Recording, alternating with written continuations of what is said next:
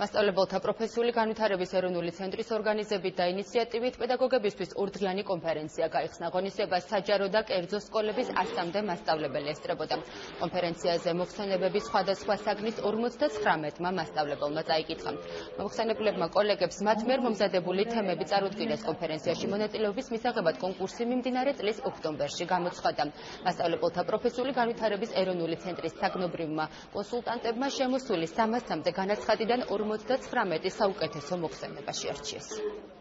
Იმდენად მნიშვნელოვანი საკითხებია, რომ მასწავლებელთა გარკვეულმა ნაწილმა გადაწყვიტა დაეწყო ეს ექსპერიმენტი, გაეკეთებინა ფოკუსირება სწორედ გამჭირ კომპეტენციებზე და დღეს ჩვენ მათგან მოვისმენთ უკვე მიღებულ შედეგებს, თუ როგორ შეძლეს საკუთარი პროექტების ფარგლებში გარკვეული შედეგების მიღება, რაც სასიცოცხლოდ მნიშვნელოვანი იქნება უკვე სხვა მასწავლებლებისთვის გასაზიარებლად. არიან პედაგოგები მთელი საქართველოს მასშტაბით სხვადასხვა რეგიონებიდან ჩამოსული, ისინი მოისმენენ ამ კონფერენციაზე იმ სიახლეების შესახებ ინფორმაციას, რაც იგეგმება და უკვე ინერგება საქართველოს განათლების სისტემაში.